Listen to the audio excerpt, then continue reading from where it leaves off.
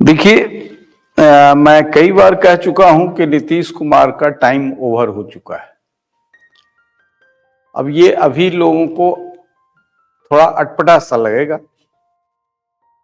4 महीना पहले मैंने कहा था कि नीतीश कुमार को या तो कोई दवा दी जा रही है, कोई गैंग है जो कैप्टिव बनाए हुए है, जो अपने राजनीतिक लाभ के लिए नीतीश कुमार का उपयोग कर रहा है, या फिर वो किसी गंभीर बीमारी से ग्रसित है। तो अभी दोनों चीज साबित हो गया। अभी वो बिहार विधानमंडल में जो वक्तव्य दिया और जो उनका एक्शन था, इससे भारतीय मूल का जो संस्कार है, भारतीयता का जो संस्कार है, संस्कृति है सनातन का, हजारों वर्ष का, वह तार तार हो गया। लेकिन फिर भी कुछ लोग वाह वाह कर रहे थे कि क्या शास्त्र पढ़ा रहे हैं, कैसी अच्छी शिक्षा दे रहे हैं विधानमंडल में। और तब मैंने कहा था कि उस वीडियो को जो विधानमंडल में इन्होंने वक्तव्य दिया और एक्शन किया, वह कोई परिवार, सभ्य परिवार, अपने सभी स्वजनों के साथ बैठ करके उसे एक बार देख ले और उसकी आंख खुली रह जाए, तब मैं मान लूंगा।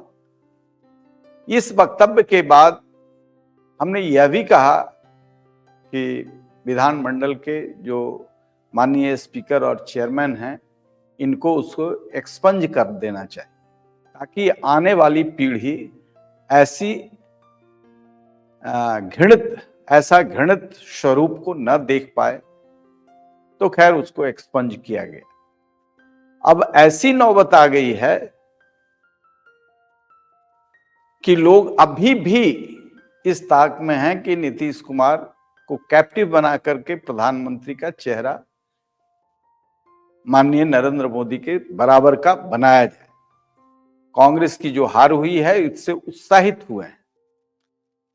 लेकिन मैं एक बात बहुत स्पष्ट तौर पर कहना चाहता हूं कि यह कालखंड जो है, और ये मैं 14 से कह रहा हूं, 14 से ही कह रहा हूं, जब नरेंद्र मोदी को लैंडस्लाइड विक्ट्री मिली, उसी समय से मैं कह रहा हूं कि यह कालखंड डॉक्टर राजेंद्र प्रसाद और सरदार पटेल का कालखंड है। वह कालखंड जिसमें सोमनाथ मंदिर का निर्माण हुआ और उसे सांस्कृतिक जागरण के रूप में भारत के लोगों ने देखा था।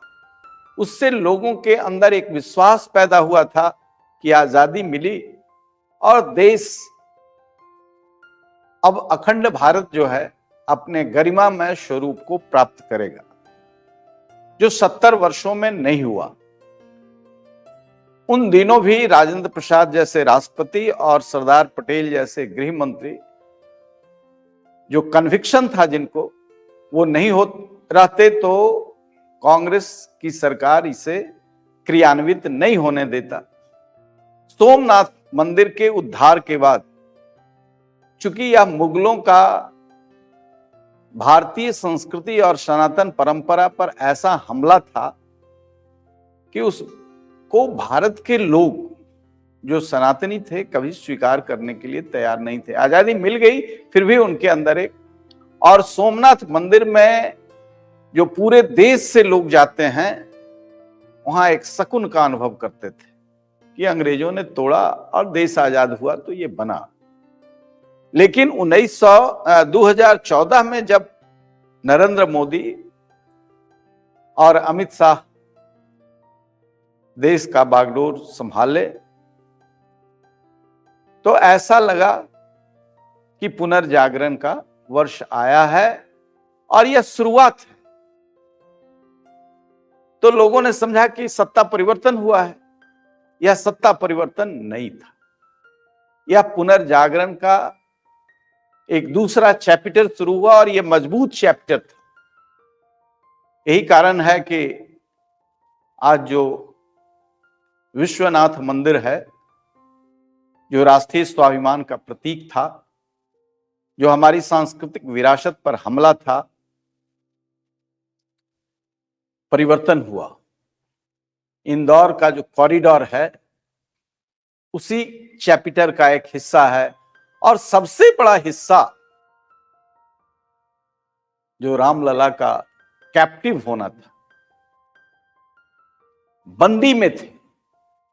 तो मैं नहीं कहता कि लोग राम को भगवान मान लें, कुछ ऐसे भी सिरफिरे लोग हैं जो, लेकिन इतना जरूर मैं उन लोगों से कहता रहा कि देखिए, नरेंद्र मोदी एक नए अवतार के रूप में आए हैं। ये सिर्फ प्रधानमंत्री नहीं है, ये भारतीय संस्कृति सनातन परंपरा के शंकराचार्य के बाद उन मूल्यों के लिए कोई कीमत चुकाने के लिए तैयार है। अच्छा हुआ कि 370 पर यहाँ के सर्वोच्च न्यायालय ने भी मुहर लगाया। यह जिगर का टुकड़ा था जिसमें कितने लोगों ने शहादत दी। भारतीय जवानों ने शहादत दी, भारत के लोग, और जो लोग अपने को भारतीय समझ करके पाकिस्तान से आए, उन लोगों को 70 वर्षों में इतनी पीड़ा झेलनी पड़ी है जिसकी कल्पना आप नहीं कर सकते। Post Kargil late president Pranab Mukherjee के साथ मैं कमेटी में गया था, जो हमारे साथ लोग गए होंगे, सबको याद है कि कितनी पीड़ा पोस्ट कारगिल के बाद जो हम लोग कश्मीर गए थे, टाइगर हिल और कारगिल गए थे, उस इलाके में घूमने के बाद वहां के जो वंचित समाज के लोग हैं, जो अनुसूचित समाज के लोग हैं, इन जातियों पर कितना 70 वर्षों तक अत्याचार हुआ। आजादी का कोई मतलब नहीं, न भारतीय न पाकिस्तानी।